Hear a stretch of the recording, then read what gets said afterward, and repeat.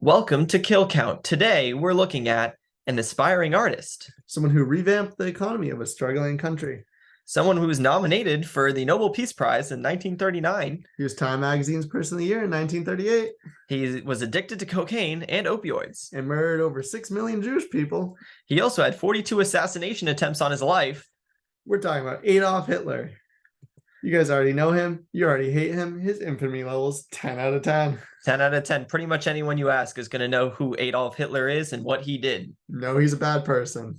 Little do you know, Hitler also served in World War I, but he barely got through it. Only 42 people in his group actually survived of the 250. And he had very few documented kills from World War I. He also was blinded by mustard gas during the war and sent back to Germany early. So he didn't actually see the end of World War I until he was back in the hospital.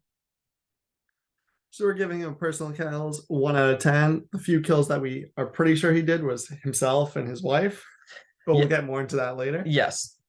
So some of the other kills that he had, most people know about the Holocaust, looking at the many Jewish people that he killed, but he was also known for killing gypsies, homosexuals, disabled people, pretty much everyone that's put in that chart. These were people he just didn't really like. And these weren't people that were really counted as part of the war effort. These were just people he thought didn't deserve to live anymore. Yeah, and you add all of those up, taking out the ones who were part of the war efforts, and you get a number of about 10 million people that died as a result of Hitler's Holocaust. Now, speaking of the war efforts, let's talk about, did he start World War II? Well, he said repeatedly that he wanted to overturn the Treaty of Versailles at the end of World War I. And he was told not to take over Austria. But guess what? He did that anyways. And he was told not to take over parts of Czechoslovakia. But guess what? He did that anyways. And he was told not to invade Poland, or it might start a second global war. And he chose to do that anyways. So because the entire world gave him multiple options not to start a global war, we're going to put all of the military deaths from World War II on Hitler's hand. And that's about 80 million military deaths that are going to go just to Hitler. Now let's talk about other things about Hitler. So he might have been a little bit of a copycat. This image here is actually Henry Ford getting a medal. It is the Grand Cross of the Golden Eagle, and it's kind of a prestigious award at the time. Henry Ford was actually the first one to get it because Hitler loved his ideas of efficiency and eugenics. And a lot of the ideas about anti-Semitism and master race theory actually came from the United States and other parts of the world. And Hitler was just the one that did it on a very massive, ridiculous scale. Yeah, he dialed the scale right up to 10. As a result of that, we're going to give him a 10 out of 10 for political kills. But the creativity kind of following the US standard, he just got points for making it a lot more of a system. So he's only getting a 5 out of 10. He actually took a lot of Henry Ford's ideas about like product lines and the manufacturing of it and implemented that in his practices. So we're really only going to give him 5 out of 10 there. His practices, instead of being building cars, being killing Jewish people. As far as self-agency goes, I mean, Hitler had a lot of scapegoats for his problems, but really when he saw a group of people he didn't like, he specifically went after and targeted them. And because of that, we're giving him a self-agency of 7 out of 10. Yeah, the reason it's not a 10 out of 10 is because he did have some political mishmash happening where he couldn't be perfectly independent, but he pretty much chose who he wanted to kill. Yeah, he did blame a lot of like the World War II efforts on other countries that were involved, but as far as the Holocaust goes, that was pretty much all Hitler. Now let's talk about whether or not he's still alive today. Many Nazis actually fled to Argentina, and he died in 1945 at the end of World War II, but he was only declared dead by Germany in 1956.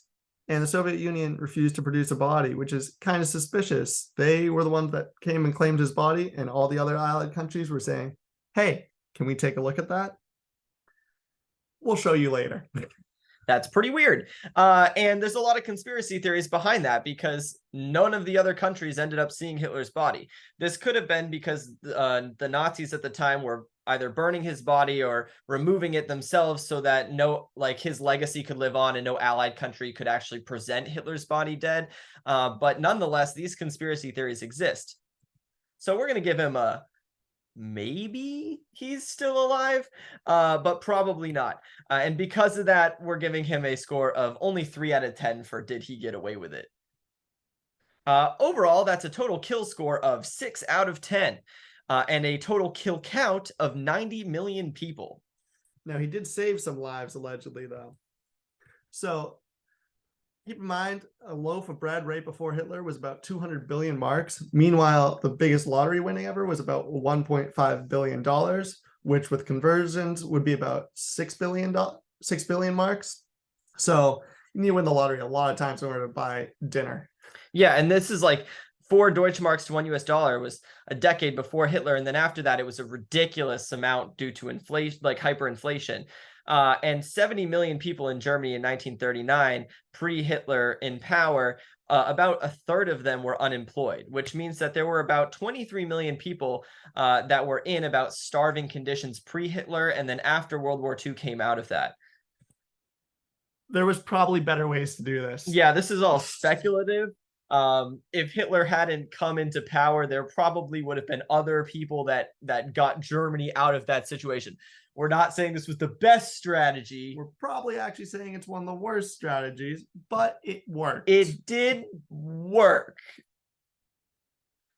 So looking at this on the size of a global population, here in the red, you have the amount of lives taken. Green is lives saved. Blue is total world population. And you can kind of see that 90 million is actually visible on this chart. Yeah, that's quite a bit on the chart, actually. You don't ever want to see something visible here. That 1.6% means if you have like 60 friends, one of them was killed as a result of this man. Remember, this is one man. One man took out that much of the world population of 1933.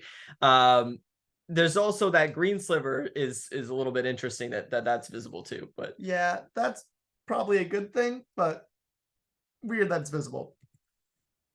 So thanks for watching Kill Count. Let us know who you guys want to see next.